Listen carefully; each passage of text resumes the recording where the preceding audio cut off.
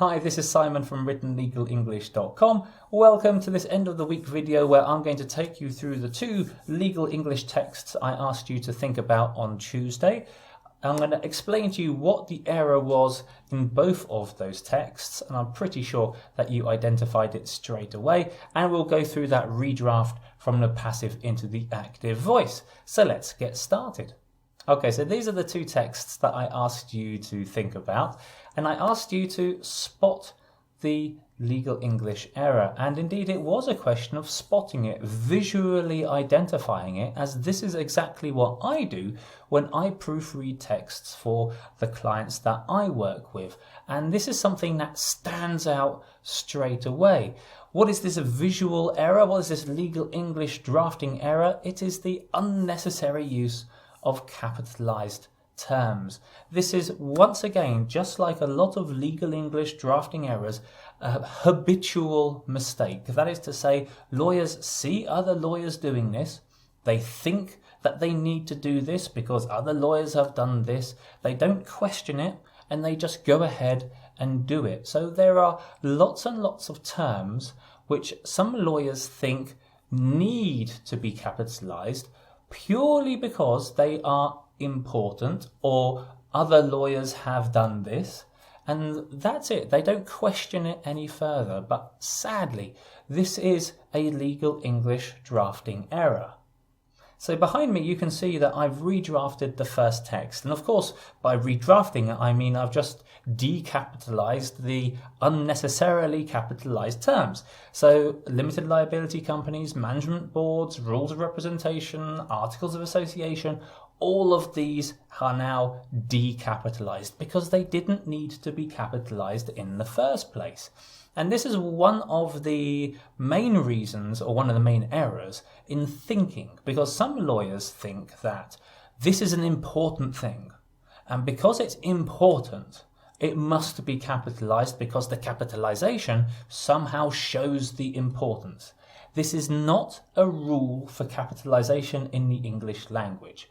There are rules for capitalization in the English language, and they might be, if I click on the screen, grammatical reasons for capitalizations. And of course we should stick to the grammatical reasons, and if you don't know what the grammatical reasons for capitalization are, there are plenty of good resources online in grammar books that will tell you what they are. Then of course we've got the approach that if you've got a defined term, this must be capitalized. So for example, if management board was defined, then we should capitalize it. If rules of representation was defined somewhere in a document, then we should capitalize it. But this, I know we don't have a lot of context, but here we're just talking about a general rule or a general situation. So there is no, I would assume from the context that these have not been defined. We're just explaining to a client, perhaps on a very simple level, what the rules are. There's no need for capitalization here.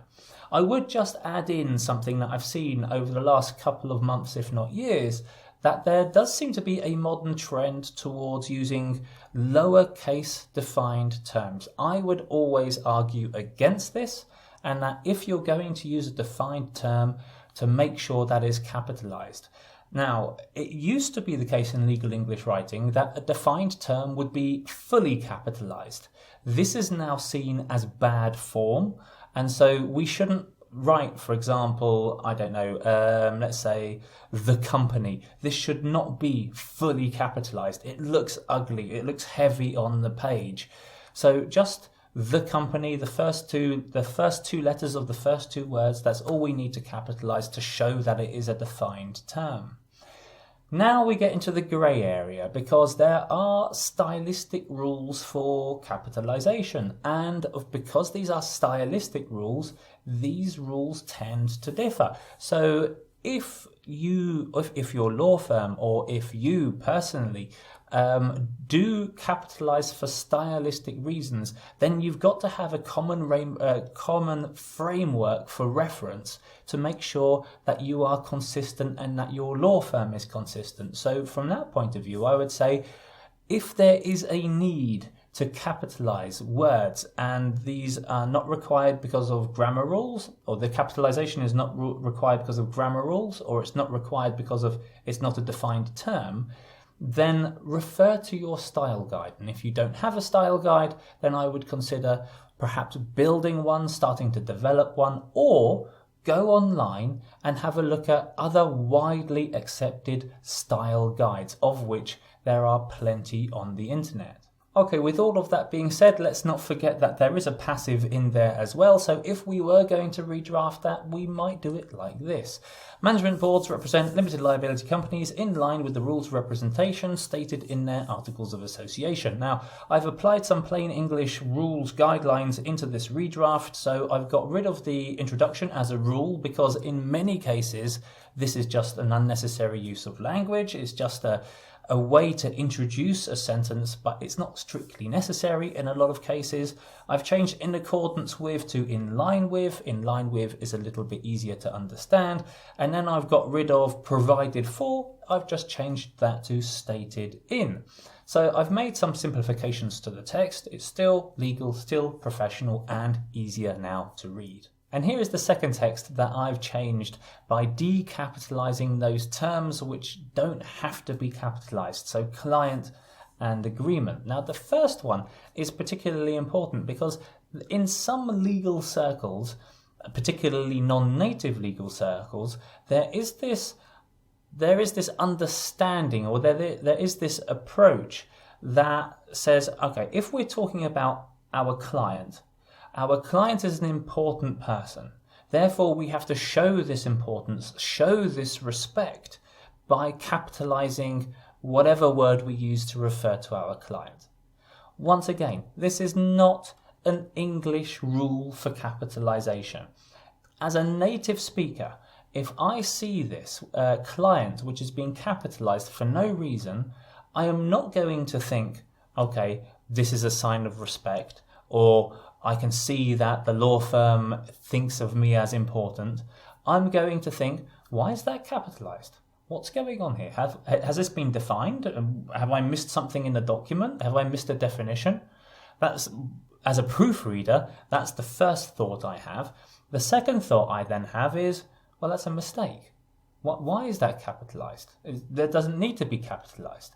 So in trying to show respect, or trying to show that your client is important, what you're actually doing is you're showing that you're making mistakes.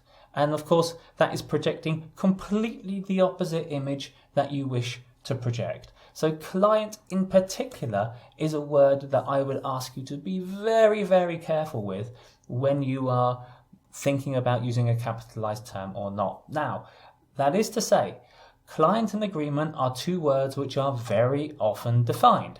And if they are defined, then that's okay. Please capitalize them. But if they are not defined, and I'm thinking about your non-memo communication, so largely your emails from between law firm to clients, please don't capitalize client unless client has been capitalized in that email or in documents related to that email, but not by habit. That client has to be capitalized. And of course, there's one passive in that sentence, so just for fun, let's redraft that. Our client has asked us to represent them in negotiating the new agreement. There's the active voice alternative. Okay guys, I hope you enjoyed this video. If you did, then click on the like button below, or join me on my other social media channels, whether it's Facebook, YouTube, LinkedIn, or on Patreon, where I've got a whole load of other content, indeed my courses, to help you develop your professional English writing skills. I've also left a few links below this video which point towards other legal English authorities that will explain to you in slightly different ways about capitalizations in legal English. So I strongly recommend that you click on those links and find out what they have to say. Okay guys, I'll see you again on Tuesday with another redrafting video. So have a good weekend and I'll see you then.